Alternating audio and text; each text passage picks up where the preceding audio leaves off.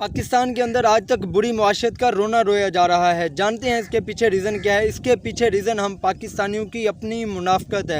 एक तरफ हम पैसा कमाने की खातिर रिश्वत लेते हैं, एक तरफ हम पैसा कमाने की खातिर दूसरों का हक मारते हैं, एक तरफ हम पैसा कमाने की खातिर हराम रास्तों का इख्तियार करते हैं, एक तरफ हम पैसा कमाने की खातिर अल्लाह से ऐलान जंग करते हैं, सूद का कारोबार करते हैं।